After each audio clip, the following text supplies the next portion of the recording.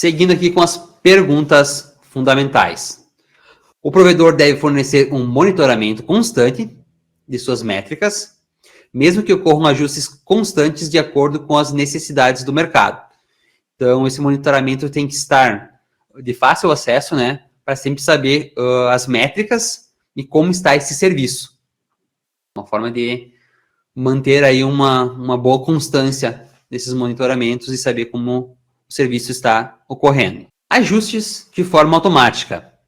Então, o fornecedor deve se preocupar em ajudar aí no crescimento do cliente. Ou seja, se o cliente está crescendo, bem provável que ele vai começar a alocar mais máquinas, mais processamentos, mais armazenamentos, e assim as duas pessoas vão crescer juntos, né? É uma via de mão dupla, não um contrato de apenas uma pessoa ganha. Então, ele tem que focar e se preocupar em ajudar esse cliente a crescer para que eles cresçam juntos, né? E assim por diante. Então, agora a gente vai falar um pouquinho dos modelos de serviços em nuvem, que é o IaaS, o PaaS e o SaaS. É o IaaS, o PaaS e o SaaS. Modelo de serviço em nuvem. Vamos entender os três princípios aqui, né? Os três principais modelos de serviços, que é o IaaS, que é infraestrutura as a service, que é infraestrutura como serviço, o PaaS, que é o Platform as a Service, que é a plataforma como serviço, e o SaaS, que é Software as a Service, que é o software como serviço. Cada um oferece diferentes níveis de controle e gerenciamento. Trazendo para um exemplo prático, então a gente compara como se fosse um restaurante. Tá? O IaaS seria alugar a cozinha e equipamentos, como hoje em dia as empresas utilizam o AWS, que é o EC2. O PaaS seria usar um serviço que fornece a cozinha pronta já, que é como o Google App Engine. E o SaaS seria pedir comida pronta, no caso já entregue, né? Que seria como o Gmail ou o Slack. Virtualização, a base da nuvem. A virtualização ela é uma tecnologia fundamental que permite a computação em nuvem. Ela cria versões virtuais de recursos físicos, permitindo que múltiplos sistemas operacionais rodem em um hardware. Trazendo aqui um exemplo, é como se fosse um prédio de apartamentos e o edifício é um servidor físico. Então, a gente vai pensar que o edifício ele seria um servidor físico e cada apartamento é uma máquina virtual independente, tá? Com seus próprios moradores, que seriam as aplicações. Chegamos na parte da escalabilidade elástica. Então, uma das maiores vantagens da nuvem é a parte da escalabilidade elástica, que é a capacidade de aumentar ou diminuir recursos automaticamente conforme a demanda. Então, isso é muito importante, como a gente falou anteriormente, quando alguma aplicação ela tem um pico de acessos, desde que seja um e-commerce, um streaming, então é uma forma de não cair o servidor, não cair, né, deixar ele em pé e as pessoas continuarem comprando e acessando. Então, é possível escalar, né, essa aplicação para mais processamento, para mais armazenamento. E vamos trazer um exemplo. Então, imagine um site de venda, pode ser de ingressos, né, para um show popular. Então, no dia do lançamento, ele automaticamente escala para 100 servidores. E depois ele volta para 5 quando a demanda normalizar. Então, vai ser tudo de forma automática, sem perder dinheiro e só paga o que usa. Essa é a ideia da computação em nuvem. Você paga pelo que você usa. Nada mais. Segurança em nuvem. A gente chegou na parte da responsabilidade compartilhada. Então, a segurança na nuvem segue o modelo de responsabilidade compartilhada. O provedor garante a segurança da nuvem, que é a parte da infraestrutura. O cliente é responsável pela segurança na nuvem, pelos seus dados, pelas suas aplicações que estão lá. Um exemplo como um prédio comercial. O proprietário garante portas resistentes e sistemas de alarmes, né, que é o provedor. Mas cada empresa precisa trancar seus arquivos e gerenciar o que tem acesso, né, que é o cliente. Então, essa parte da responsabilidade compartilhada. Multi-cloud e cloud híbrida. Muitas empresas estão adotando estratégias como multi-cloud, usando serviços de diferentes provedores para evitar dependência de um único fornecedor e otimizar os custos. Aqui foi como eu mencionei antes, né?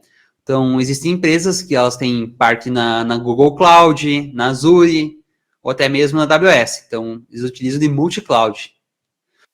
Um exemplo prático é uma empresa, ela pode usar a AWS para Machine Learning, a Google Cloud para análise de dados, e a Azure aí para os seus sistemas do Office 365. Então, escolhendo o melhor serviço para cada necessidade. Vamos chegar na parte de containers versus máquinas virtuais. Os containers, como o Docker, eles são uma evolução das VMs, né, que são as máquinas virtuais. Eles são mais leves e eficientes, pois compartilham o mesmo kernel do sistema operacional, enquanto mantém o isolamento das aplicações. Um exemplo prático, se as VMs são como casas completas, com cozinha, banheiro, etc., os containers são como quartos em um hostel. Eles compartilham a infraestrutura comum, mas mantêm a privacidade. Então, vai ter diversos quartos que compartilham a estrutura comum. Então, essa é a diferença dos containers e das máquinas virtuais. Serverless Computing, ou seja, o paradigma serverless, permite executar código sem provisionar ou gerenciar servidores, pagando apenas pelo tempo de execução real do código. Trazendo para um exemplo aqui para nós. Então, imagine o processamento de fotos enviadas por usuários. Em vez de manter o servidor sempre ligado, funções de serverless são acionadas apenas quando novas fotos chegam.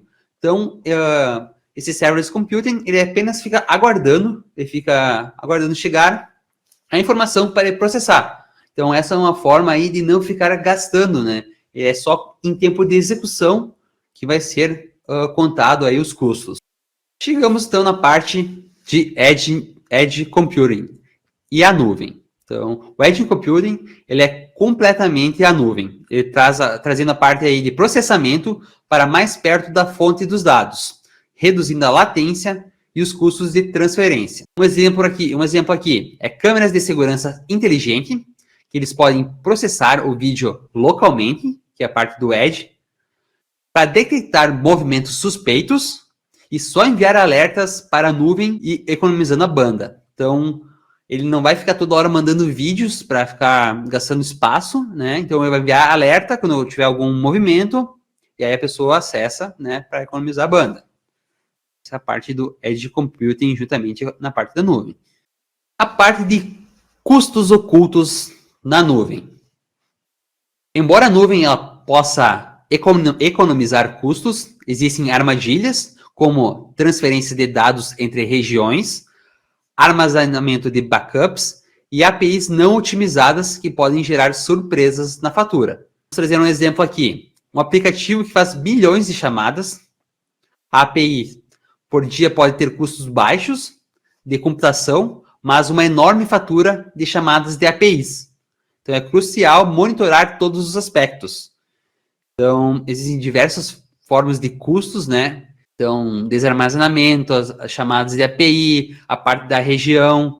No Brasil, normalmente se utiliza na AWS a região São Paulo. Se colocar uma região para fora, você vai ter mais custos. Então, tudo isso são custos ocultos que na hora de configurar, tem que ter em mente que isso vai custar mais. Caso de uso empresarial em nuvem. Então, a gente vai explorar aí como diferentes setores estão utilizando a nuvem de forma estratégica, desde startups até grandes corporações.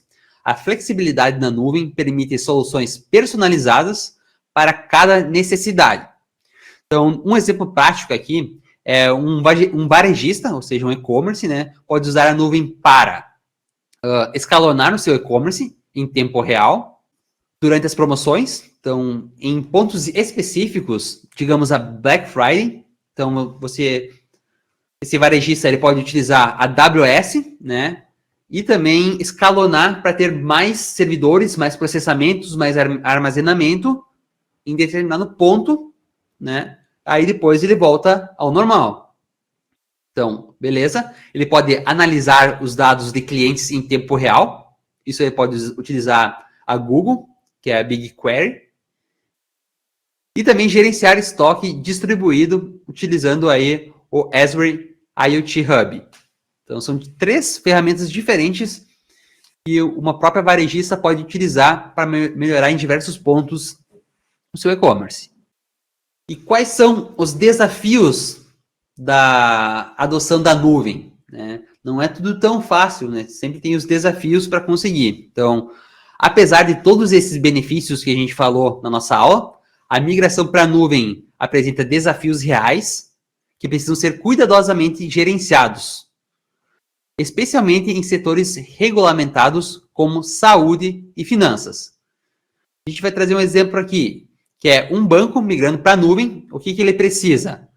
Ele precisa garantir a conformidade, né, com a LGPD, então todas as leis, né, têm que estar corretas, manter baixa latência para transações críticas, implementar criptografia de dados sensíveis, né, exemplo de login e senha, dados sensíveis, treinar equipe em novos paradigmas operacionais, ou seja, as pessoas tinham um servidor fixo, né, físico na própria empresa, agora eles estão na AWS, eles têm que aprender a lidar, né, então tem que ter treinos para esses novos paradigmas operacionais.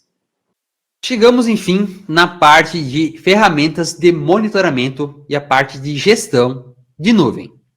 Então, gerenciar ambientes em nuvem requer ferramentas específicas que fornecem visibilidade sobre o desempenho. Então, custos e segurança em tempo real. Um exemplo prático aqui é utilizar o AWS CloudWatch. Então, configurar alertas quando os custos excedem o previsto. Monitorar latências das APIs críticas, automatizar escalonamento baseado em métricas e também integrar com sistemas de ticket de suporte. Então, esse AWS CloudWatch, ele faz tudo isso.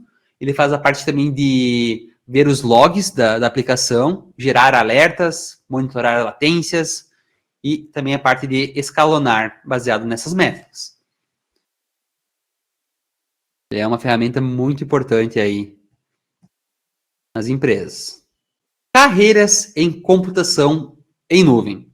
Então, o mercado de trabalho de cloud computing está em expansão, com novas funções especializadas que combinam conhecimento técnico e estratégico. Vamos lá, um exemplo prático. Então, um arquiteto de soluções em nuvem, ele precisa de certificações, como eu estava falando anteriormente, podendo ser da AWS, da Azure, da GCP, que é da Google, tá? Habilidade em infraestrutura, como código. Aí existe uma ferramenta chamada Terraform. Conhecimento em padrões de segurança. Capacidade de otimizar custos. Visão de negócios para alinhar a TI com objetos empresariais. Na verdade, hoje em dia, não é só arquitetos de soluções em nuvens que devem saber sobre computação em nuvem. Existem DevOps, DevSecOps e até os próprios desenvolvedores têm que saber sobre computação em nuvem, tá? Porque vai utilizar a AWS, nem que seja para o CloudWatch para ver log, vai utilizar a parte de criação de pipeline. Então, existem diversas ferramentas, né, dentro da AWS que são muito importantes. Então, existem todas as carreiras, uma hora vai ter que mexer aí na parte de computação em nuvem.